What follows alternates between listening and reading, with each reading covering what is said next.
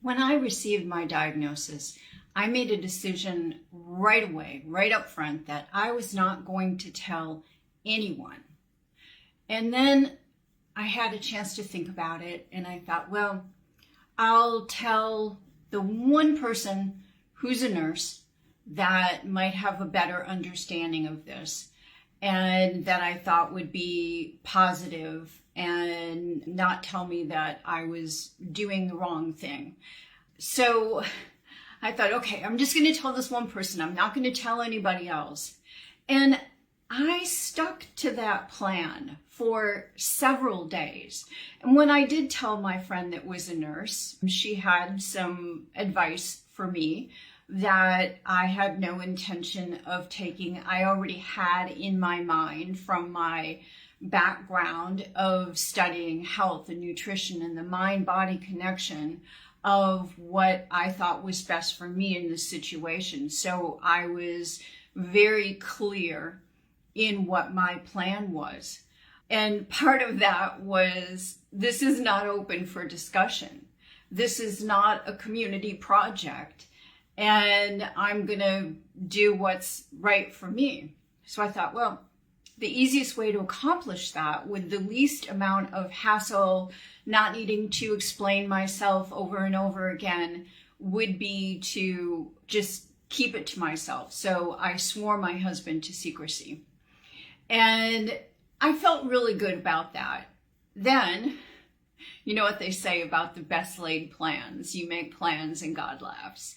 I was going to a women's group luncheon that could possibly have anywhere from 50 to 100 women at it, because at the time Cabo was a very small village. And so all of us women would get together at one restaurant or one business or another twice a month. And I was going to that meeting, which happened to be held at one of my closest friends' Italian restaurant. And we were sitting there, and it was probably tables of 8 or 10 women at each table. And she came around and she said, "Let me buy you a glass of wine." And I said, "No, thanks. I'm not drinking." She goes, "What do you mean you're not drinking?" And I said, "Well, I'm just not drinking right now. It's a special diet that I'm doing right now." And I could feel things starting to happen inside my body, because I have no poker face.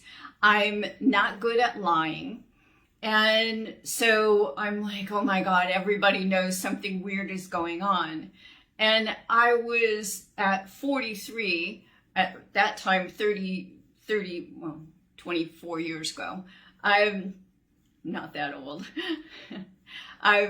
People assumed at that age that I was not pregnant, that wasn't the reason I was not drinking. So it was, "Why aren't you drinking? Why aren't you drinking?" Then other people at the table were saying, "Yeah, why aren't you drinking?" She's like, come on. I want to buy you a glass of wine. And I'm like, okay, everyone is staring at me. No one understands why I'm not drinking, which is a normal thing that we would do in that situation, especially when the owner was a friend of mine and she wanted to give me a glass of wine. How was I supposed to be refusing her? And my heartbeat was just increasing to the point where I thought it was beating out of my chest.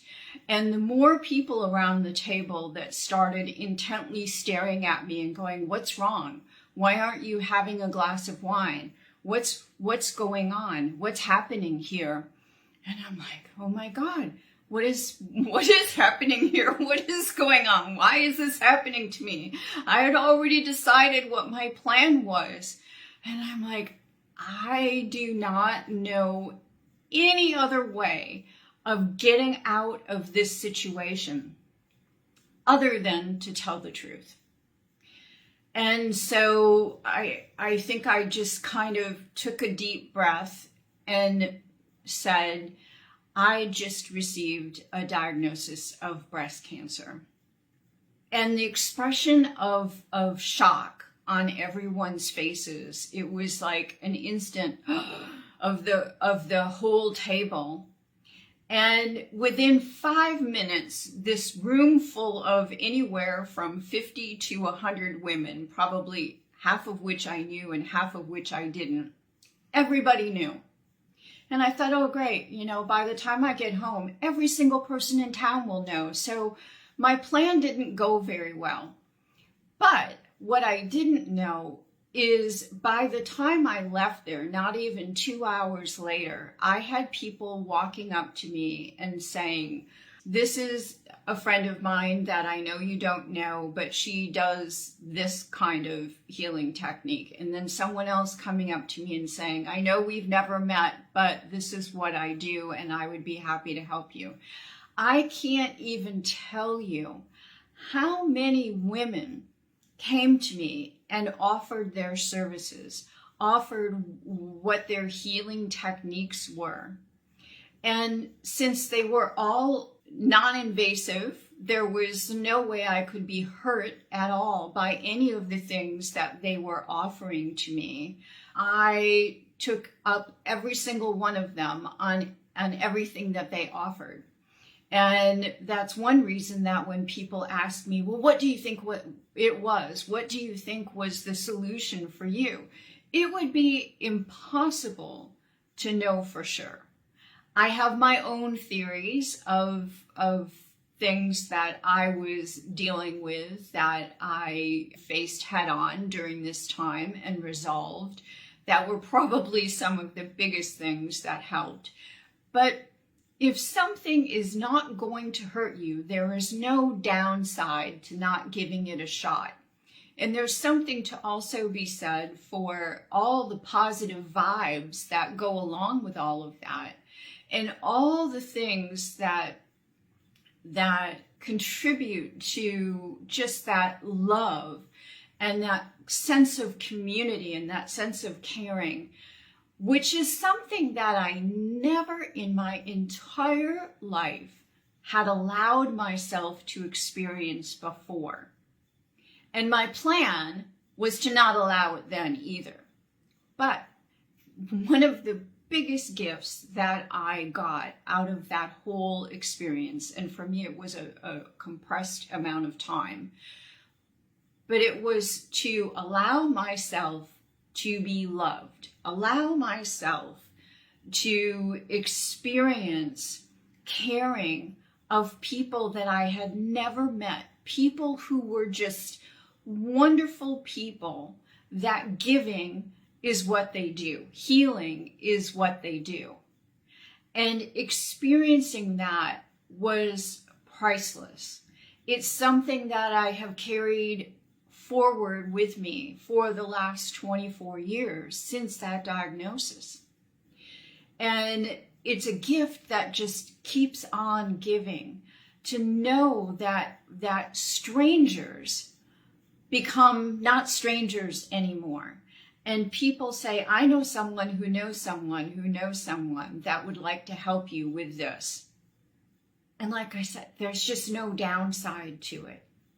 So for me, even though my plan was keep it to yourself, wear that brave face, don't tell anyone what's going on, I actually didn't tell my family until it was all over, because I lived in Mexico, so it was easy for me to keep it a secret.